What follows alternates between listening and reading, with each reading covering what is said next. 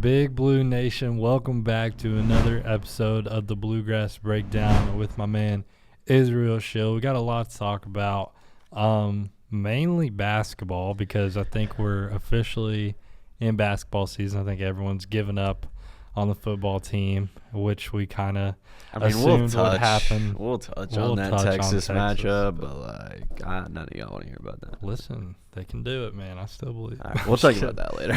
All right, but we did go down to Alabama for SEC Media Day. We always got to talk about events we actually go to in person because, you know, that's cool. Throw up our cute little picture we got together in front of the SEC sign.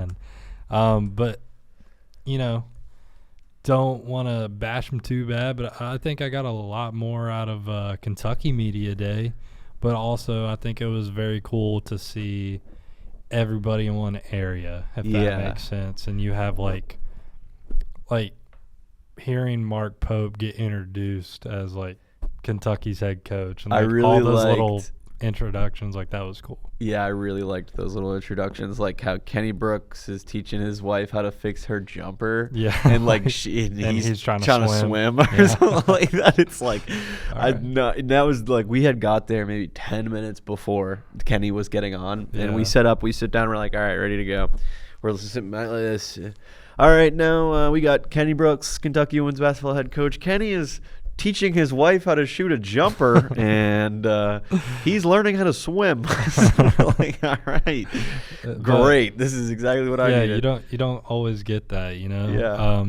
But you know, it was kind of unfortunate for us because I know some of the schools had their team media day before ours, so it's, you know, not bashing anybody, but just the truth, the content we already got out of our media day. Yeah. It was kind of reciprocated a little again, but, you know, still always good to see all the people, good to meet other journalists from other areas. Definitely. I know I saw a lot of content from, like, I'm trying to think of who it was. I know like Bleacher Report was Bleacher Report was there. I forget Sideline Sources was there. Yeah. So there was like a couple of TikToks I saw, like, definitely the day after we left and stuff like that. I wish I kind of would have like, hey, what up, bro? Yeah. Sideline Sources? I've been following. I'm Kai McClelland. But here's my resume. It was cool. Here's my resume. But yeah, it was all right. I've heard from a couple other people that they've put a lot more into football, which is understandable. Definitely understandable. I can't fault them for that. No. But, you know, now I'm intrigued to go to SEC football day next year. So yeah. Be on the lookout for that. Content-wise, what did we learn more? I know Coach Pope really talked about the Purdue game and went more into it. I know he talked about his number 9. A little bit of shade, I think, at Cal without name dropping or being too. How's that? It was pretty Explain good. to the people. You know, he hit him with the talking about, you know, how many preseason games. You know, Pope obviously been an advocate for 6 or 7. Oh, dude. Yeah, one episode. One of these days we'll go one episode. Pope genuinely was asking for about 6 to 8 preseason games against higher quality opponents. Right. Cal has been very known to disagree with that statement. He literally said leave the tournament how it is like an hour before. Yeah, he's leave it how it is. You know, and Pope said, I think that we should do more. I think we should have more games and against tougher teams. Yeah. And he was very adamant about that. So, I think he's showing that culture change a little bit at Kentucky. I love that because I know when you talk to Jalen and I talk to Denzel, obviously, like, Ortega's a product of what's already been, but, like, you can already see the new guys representing Kentucky. What they kind of stand for. They don't give off the vibe, like, I'm here to play college ball. I'm going to the NBA next year, bro. Jalen was cheesing the whole time. I mean, he was like, I asked him how it felt being that, you know, that transfer to come in and immediately be put on the stage of being sent to SEC Media Day to represent the team. And he said, you know, it's an honor to be with 2 great players, you know, talking about Denzel and Ortega, saying, you know, it was an honor to be with them coming down here to represent Kentucky. He feels like he's already being put in such a great position. You know what I mean? Like, you can tell. I mean, and he was so happy to be there. They're Kentucky players. Yeah, he was so happy to be there. They feel present in, like, what they're doing all the time. Yeah. And that's hard to do when, you know, if for y'all that don't know, like SEC Media Day, they have an itinerary from 12 to 8 p.m. It's and crazy. They're going back to back. And we 15-minute segments of 16 teams a day. I mean, right. It's crazy. So it's like they're probably drained, but they're still cheesing, you know, late in the evening with us when we're asking them questions. So, you know, I would not be in that good mood if I was a player. So, I don't know. Also, I think just touching on the women as well. I was definitely how to play on that too. Claire and Ziani seem very in that same realm of focused and ready to go for the season, ready to lead a team. Yeah, they just want to play. You can tell they just want to get out there and play. Yeah, and I know I asked Claire you know, about her preseason honors, and she was like, you know, it's nice, it's cool, it's always nice to be recognized, but you know, I just kind of want to play ball and go out there and prove it. And I'm like, I mean, I don't blame you. It was similar to what Kenny was saying when he was like, everybody wants to make the tournament, but I've been there, done that. He's like, I want to go back to the Final Four, man. And he's already thinking that far in advance, and they're talking championships. And it's confidence. It's good. You know, speaking on that, Kenny, you know, momentum change for Kentucky women's basketball. I asked Tony, what in Kenny did she see that made her want to, you know, pick Kentucky as the place to finish out her career? And she said that she saw the confidence that Kenny had in the team, and, you know, the confidence that he had that they could win. And it didn't really matter to him, you know, who was on the floor, because he feels like with whoever he's putting out there on the floor, he's putting out a team that he feels like can win a national championship. Yeah. So, you know, still we kind of got a weird timeline here, so stay with us. But I know we found out about an unfortunate injury that happened to Dominika Peruva.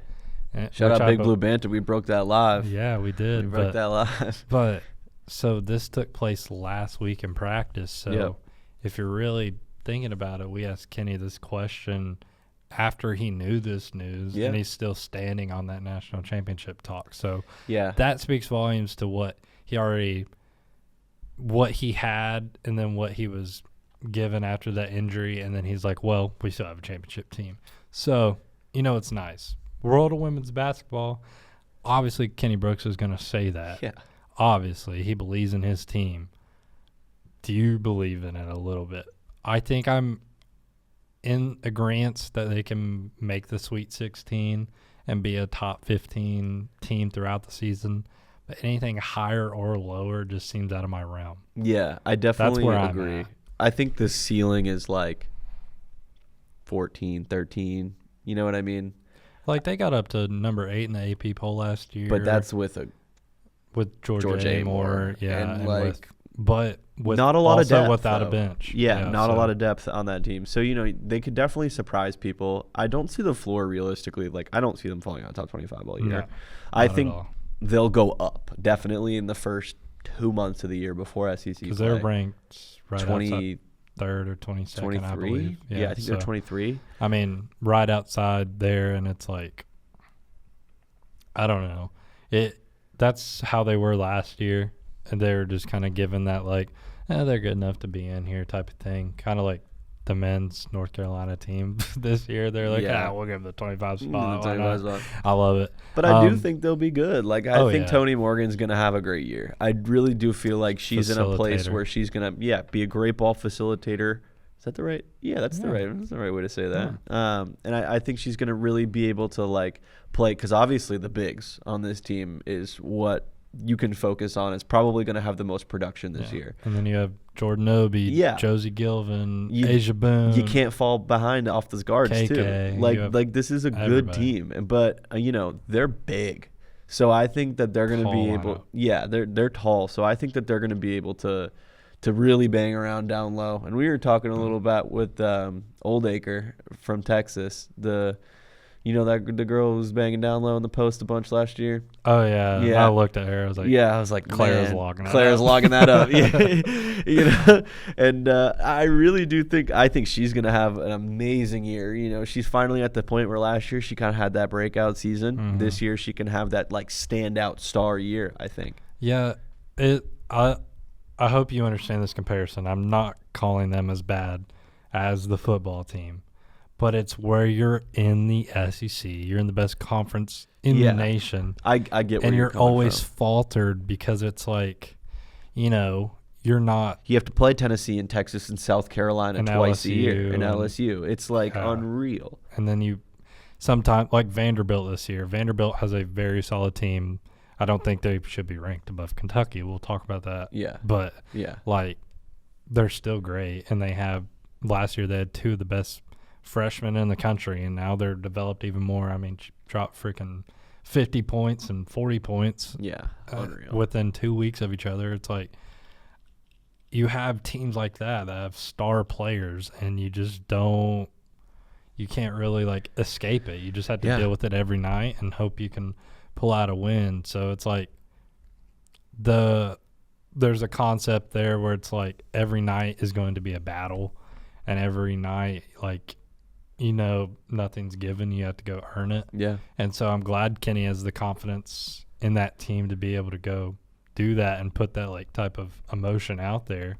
But at the same time, you know, I know in the back of his head when he's telling us that he can win a national championship, he knows the road is going to be bumpy getting there. So. Yeah, I mean, it's a long journey. You're starting in October, you're ending in March or April. You know what I mean? That is a long road, lot of injuries that are going to happen. I mean, people are going to miss games. That's just how it goes. You already lost Dom for the whole year, so there goes some of that depth. I mean, not that she was going to be getting, like, these huge important minutes, but she's like she's a solid player on the team. She would have been a rotating piece, maybe like an eventual starter. You know, exactly. So it's like, you know, just definitely a hit to that team, but I do think that's going to help motivate them a little bit harder to succeed this year. Yeah, and then, you know, we have action coming up, I mean, soon. We got the blue and white game today.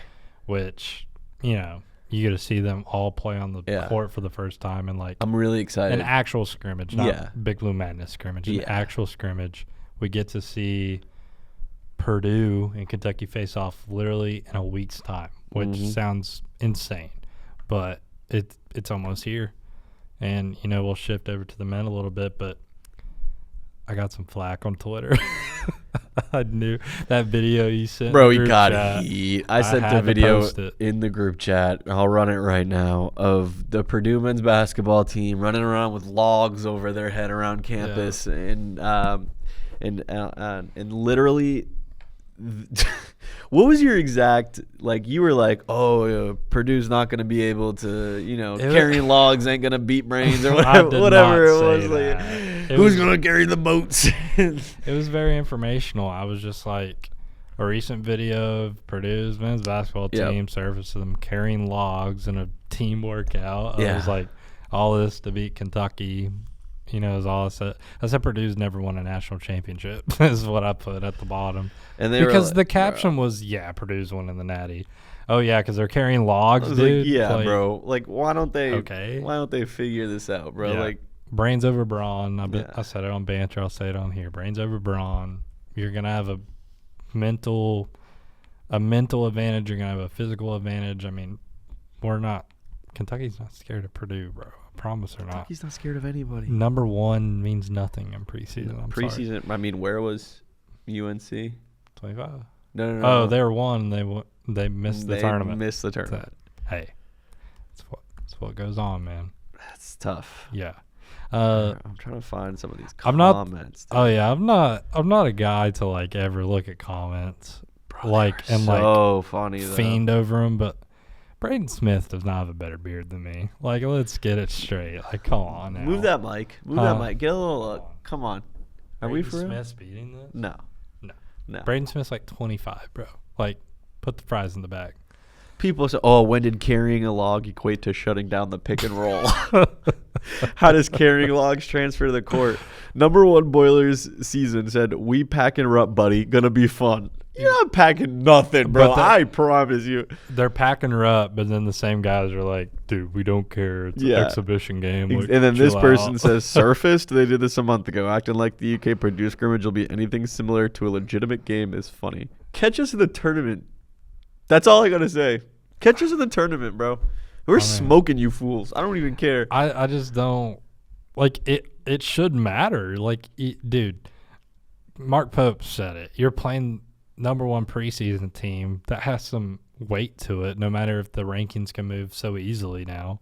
You know, you have that on film. You have those statistics. You put all your players on a court, and you get to see what they can do against who voters think is the number one team. You know what I mean? Yeah. And same for Purdue. You're facing a team that you could very easily argue is like a guaranteed Sweet 16 team, no matter what. That's good film and analytics for your team as well. I mean, I'll put $5. This is a little bit side to point. I'll put $5 that we finish higher than them in the end of the year in the top 25. Yeah, for sure. You don't think so? No, like for sure. Oh yeah, I thought you were like, yeah, sure. No. Okay. Purdue hasn't really built a team that is like scaring me. They just have experience and they have a great coach.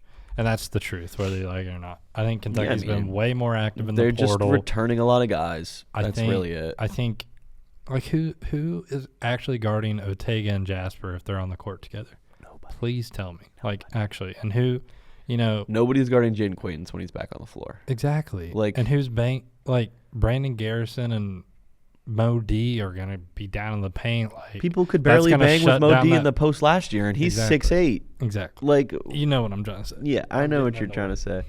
But I'm already annoyed by the Purdue fans. It's starting, bro. Let's cut that. Let's cut that negative energy out of here, man. Let's move on to some positive stuff. Well, what's positive? We haven't talked about the football game yet, so. All right, let's move on to some more negative stuff. I do think we'll give a quick 5 minutes on this football, our 2 cents. Kai thinks that they have a chance like always, and I don't. That's about how we're going to start this off. I don't think there's a world where they beat Texas. I just think, of course, it's Kentucky to be the opponent when Texas is finally figuring things out. Because, frankly... Yeah, that's kind of what we were talking about in the car on the way over here. I hate to talk about my Sooners in a bad light, but, bro, everyone knows they have the best defense in the country, or one of, and Arch Manning literally just played with them the whole game. Texas's defense, I mean, I thought John Mateer came back way early. I didn't even think he should have played. Yeah. But regardless, he played. He thought he was good enough to go. They made that decision because they thought he was good enough to go. He definitely wasn't. Yeah, but I'm saying like the staff wouldn't put him out there if they didn't think he wasn't ready. That's true. So it's like you force 3 picks on a Heisman hopeful. There goes that. Texas is rolling. And that offense is clicking. Finally. Finally. Now they have a easy game against Kentucky where they're already 2 touchdown favorites, and you know they could come in here and just kind of work out their kinks and then go back on the road and, you know, worry about a much bigger and larger team. And that just seems like what the outcome's going to be. And probably that's what it is. And Sark even said, I mean, this is, I think, you know, just a media training. You know, he was like, every SEC matchup is going to be hard. A night game at an SEC school is a hard game, you know, regardless of who it is.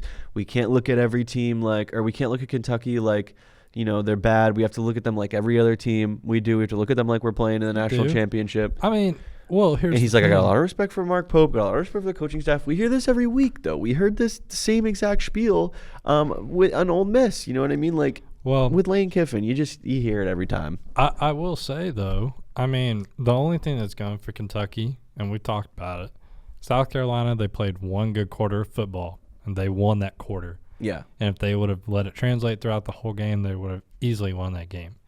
Against Georgia, I thought they played a good half of football. Yeah. And they would have only been trailing by a score at Georgia. That's impressive. At Georgia, yeah. That's impressive. Whether you like it or not, that's impressive. Yeah. So what do they do against Texas? Do they have 1 good quarter, come out strong? Do they have a good half? I mean, I feel like, you know, Texas rolls in the second half. If they can put a full game together and work out those kinks, they have plenty of film to watch and personnel. I think it's there. They just have to execute. And that's what's frustrating is watching every week. It's like I saw that South Carolina game live right in front of me. I'm watching them, like, beat the Gamecocks straight up, and then they just falter because of the the turnovers and the flags and everything. So it's like Georgia, Cutter Boley had an insane game. Yeah, he played great. A historic game in terms of Kentucky standards. So. Yeah, definitely. At Georgia, at least. I mean, the way I look at it, though, is like, regardless of whether or not this is like. Are you saying it's like none of it matters because Texas is going to win? And that's kind of. I feel like regardless of whether or not Kentucky puts together this like beautiful performance against Texas is the better team. Better offense and a better defense. Kentucky can perform very well against this squad in their standards and still lose this game. So you're saying win's a win, loss is a loss. It don't matter if it's by 3 or 30. Exactly. And that's fair. And the way, I mean, and it's like, oh, Kentucky almost beat Georgia 3 years ago and 2 years ago, losing by 1 and like 7. But, I mean, tell me the last time Kentucky hasn't come out in the opening 2 drives of a game that are scripted and put together like at least a red zone appearance. Yeah, that's fair. They always go out there on the first two drives and put together these, wow, this offense is clicking. Man, it looks great. They did it, they do it against everybody. It's like this offense looks great. They're going to come out here. I mean, obviously the South Carolina game is a little different because it was off an interception. So, like, that offensive drive was a lot easier. Right. But, I mean, they talk about it. Like, these drives are scripted. 7. Yeah, 14-7. I mean, it's hard, though, once you get out of the script and you can't execute. That's when you separate this bottom of the SEC team with one of the top SEC teams. And I hate to go more into it, but it's like I wonder what's going through Bush Hamden's head and Mark Stoops, because it's like you have to prepare like you're going to beat them. Every week. Every single week. And you're winning max 4 games a year. You know what I mean? Like, and it's like it's got to get old at some point. It's got to, like, 13 years later. I'm sure they're trying stuff out, and I'm sure they're, like, trying to figure out what's best for the team. But, like, if you have reports coming out that you could be fired in the middle of the season and you have to run an offense, that's got to be disheartening, man. And I couldn't imagine having to deal with that. I mean, when you have Texas coming into town, like, and it's fan base turning against it's your fan base. That's I think the worst part is because Kentucky is such a well knit community when it comes to sports. Yeah. And Kentucky loved Mark Stoops when he got here and loved him for like 10 years, and maybe less than that, 8-9 years, and then like you get to this point to where after Will Levis, when there's no performance at all. And he's not giving it all during media, and he's not, talking to the fans as much, showing as much love. You know what I mean? It starts to get to a point where the fans aren't going to love you back. You know what I mean? If you don't show that same support to them, they're not going to show it back to you. Yeah. So when I'm on a live stream every Monday and I got fans in the comments saying the worst things that you could think of, like some of the things that I see on these comments are things that I have never thought of in my life. I'm like, people accusing him of cheating on his wife with a gas station employee. Whoa. People, they're like, oh, I saw Stoops having an affair with his wife at the gas station last week. And I'm like, boy, you did not. This is a blatant lie. Exactly. But, like, why would someone feel the first comment every week, to say that? Fire Coach Stoops. The first guy in the live stream every week, fire Coach Stoops. And then somebody usually goes, fire Stoops, fire Barnhart. Fire, you know what I mean? And my favorite comment to this day was, when I die, grab Stoops as a pallbearer so he can let me down one more time. Dude, that's horrible. It's like, this is not the things you want to be said about your starting, like, your head coach. Like, his time's up. I don't even think. His time is up. I get that, but, like, don't imply that he deserves those comments. No, I'm not. Football games. I'm definitely not implying he deserves those comments, and he doesn't see these comments. No, yeah. He doesn't go on social media. So I definitely think that he's aware of the buzz surrounding his job, but I think that he's not fully aware of what the fan base feels about him, because the brain rot Twitter fans are saying. Because he comes to that coach's show every Monday, and of course the people there love him because they're there to see him. Yep, man. Just as motivated as I am every week, buddy. All right. That was that whole answer. Like, it's just, I don't know, man. Yeah. But it's time's up. It's like the statement, you live long enough to become the villain, and you hate to say that because, frankly, when you're coming out of the 90s and the 2000s, what was Kentucky football? Chopped liver. Yeah.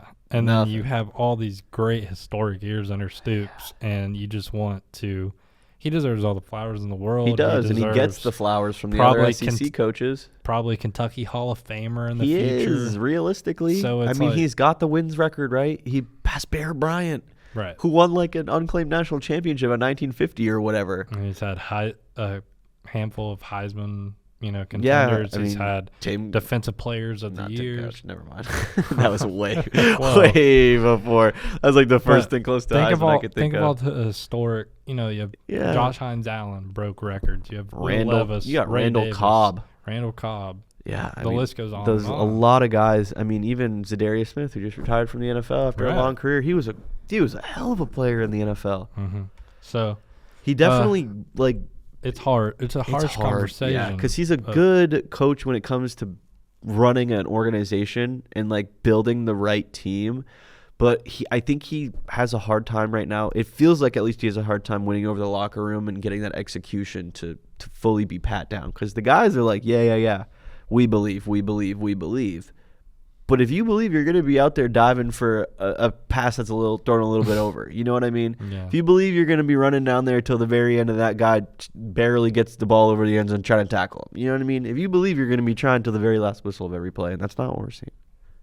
I like your points. I completely agree. Final score predictions. What we got? Give me. Yeah, this is tough. I'm going 35 to 13, Texas. I think that's what I'm going to rock with. 38-17. Okay. So we kind of agree. I think one of those touchdowns is a defensive touchdown. Ooh. A little Arch Manning pick intercept. A little pick six maybe. You know what I mean? A little fumble. Something like that. A little sack 'em souls, get them on a strip. You know what I mean? And then 4 straight possessions of touchdowns after that. But all right. Throwing screens on 3rd and 15. Hey, it works sometimes. One's in a blue moon. Let's, real quick, we always talk about Kentucky sports. I know this is for KY Insider, but sometimes stuff happens in the sports world that you just have to talk about. We talked about the Unk Bowl real quick last night. How do we feel about Joe Flacco against Aaron Rodgers? So, I was a Patriots fan growing up. So, Joe Flacco was definitely, one of those guys who was man, he's real good. But I hated the Ravens because the Ravens and the Patriots feuded in, the early 2010s for so long. And that's what they called it, at least, a feud. All right, dude. Whatever. But when Joe Flacco kind of got to that point where nobody was talking about him anymore, I was all right, this guy's kind of cool. I kind of like this Joe Flacco character. And then when he got to the Browns and did what he did at the Browns, I was like, he's that guy. He revived the Browns for a season. Yeah. And then, tried to come back. And then became the most valuable trade piece on the market. The Bengals were like, we'll take him. So, I think it's awesome. I hate Aaron Rodgers. So wherever team he's on, I definitely hate the Steelers. So whatever team he's on, I hate. I respect you for that. I never liked Aaron Rodgers. No, I hate Aaron Rodgers. He's a prick. People who were like, "Oh, this guy's gonna be the GOAT. This guy deserves to win the people who one Super Bowl." The people who say he's better than Drew Brees. Yeah, and he's not even a top 5 quarterback all time. I've argued Ben Roethlisberger is better than Aaron Rodgers. That's how much I hate Aaron Rodgers. That's honestly not a horrible argument. The only thing that gets you is the MVPs. Yeah, and the yards and everything. But more Super Bowls. Nah, that's all that matters, right? Yeah, facts. No, that's tough. But Flacco, man, he's bringing the Bengals back. The Flack attack, baby. And we got news today that Burrow's eyeing mid-December? Mid-December. Yeah, so it's But I think it'll probably be a slate on schedule. If Joe Flacco's having a good year, they'll keep him off for another week. Let's think. If the Bengals low-key kind of competed with the Packers were just too much, and they're on the road. But that, and that Micah Parsons is such a tough guy to throw on an old quarterback like Joe Flacco. You know what I mean? He's going to get him tired. And they're the best D-line in general outside of Micah. So it's true. Yeah. Green Bay, not barely beat them, but they like just maintained their lead throughout the whole game. Yeah. But then the Bengals come out and beat the Steelers. You have T. Higgins and DeMar literally bullying Jalen Ramsey, by the way, making him look like an idiot. Yeah. And then you have like you're making guys Jalen like Ramsey's washed, bro. Noah Fant. Shout out Noah Fant. Shout out Noah Fant. Joe Flacco's throwing out here for 300 yards and 3 tuds at his age is like just a vintage insane. Performance, very vintage. Yeah. He's coming in like flying in like economy flight, wearing sweatpants and a hoodie. I don't care what people say. Like he led the Browns to an 11-win season. Yeah. Well, not all 11 wins were his, but they went 6-0 to end the year. He helped, and took him to a playoff berth. And now you're putting him on the Bengals way earlier than he was put in that Browns situation. You're giving him 2 of the best wide receivers in the world. Yeah. So it's kind of I'm kind of you could tell they definitely are clicking. Yeah, I'm hopeful for the Bengals. Like I'm glad that they can finally call themselves winners. Yeah, and once they get that offensive line figured out, man. This is a Browns fan saying this. Yeah, it's nice to see when a team who has nothing going for them, they've won 1 game, and they're just like looking like a pile of dog crap. And then all of a sudden, when you least expect it, the real Joe Fly comes out of nowhere. Joe Cool, Joe Handsome, Joe Shiesty. Joe Shiesty. Bro. He comes out and just has a vintage performance for you, and you gotta love Joey to see Bombs. That's the best one. He's that guy, dude. He's actually that guy. But hey, shout out to the Unk Bowl, the Icy Hot Bowl. The Icy Hot Bowl. Dude, that's awesome. But it was a good game. It's a good game, man. We gotta love some classic AFC North battles. Yeah. Shout out to my dad, by the way. Dolphins coming to Cleveland this week. Okay. Can you believe the Browns are favored by a field goal? That's how bad the Dolphins are. The Browns are favored in a football game to win it. The Dolphins are horrible this year, bro. The Dolphins are horrible. Mike McDaniel, you ever see that? You see that picture of him with like where he's standing like with his ankles sideways, and he's like Mike McDaniel standing at the podium like an angsty teenage girl trying not to get fired. It's like crazy. I saw the best post is winner of this game. This makes it watchable, is what the thing said. It's like winner of the game is allowed to fire their coach. The loser has to sign them to a 10-year extension. Oh, my God. Bro. No questions asked. Yeah. And I'm like, that's a good... Congratulations, Kevin Stefanski.